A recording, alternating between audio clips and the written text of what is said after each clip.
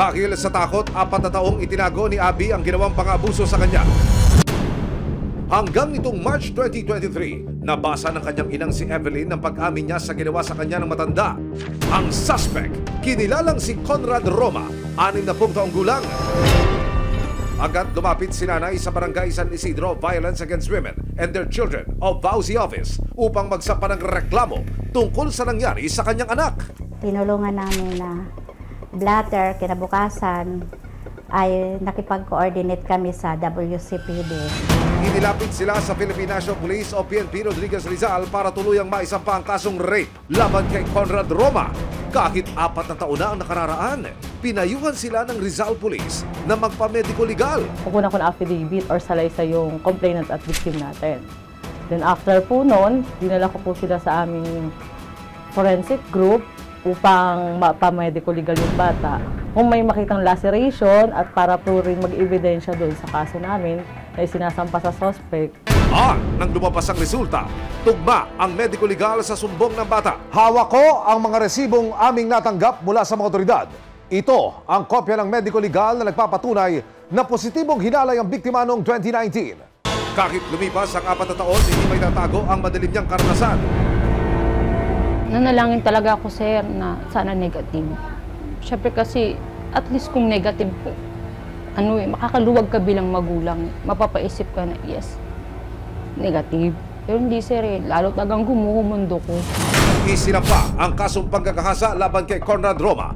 At nito lamang October 5, 2023, lumabas ang warrant of arrest laban sa kanya. Pero dahil 4 na taon na ang nakararaan mula na mangyari ang krimen, hirap na silang matukoy ang kinaroroonan ng suspect hanggang sa makatanggap ng tip ang mga pulis na nagtatago ang matanda sa Marikina City.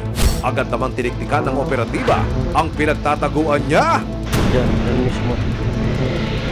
May nagit kaming information na ang ating subject ay nakikita daw sa Marikina. Doon siya tumatambay doon sa isang motor shop doon sa somewhere in Parang, Marikina. Nang makumpirma ang pinagtataguan ni Lolo, nagsagawa sila ng entrapment operation o patibong. Dito, nagpanggap na magpapagawa ng sirang sasakyan sa suspect ang isang police asset.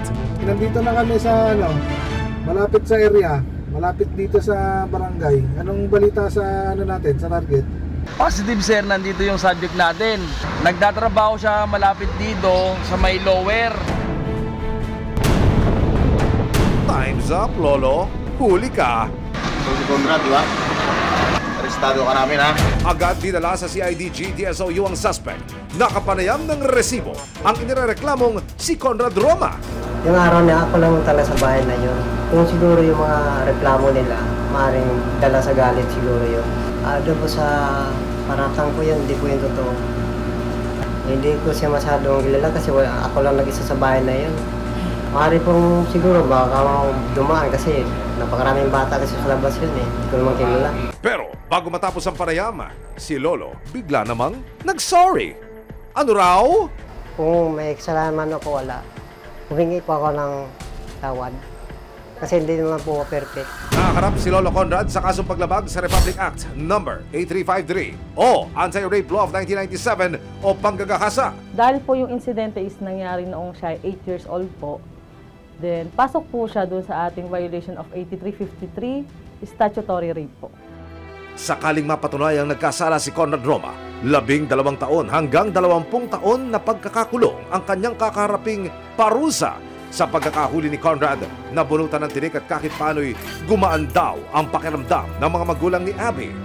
Karamdaman ko po talaga yung kaginhawaan at yung feeling na mabibigyan ng hustisya yung anak mo. Kasi dati, di ba, sabi po talaga nila walang hustisya sa Pilipinas. Pero sir, meron.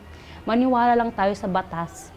Maniwala lang tayo sa mga pulis. Maniwala lang tayo sa kanila. Sir, meron po talagang hustisya sa Pilipinas. Resibo, walang lusot ang may atraso.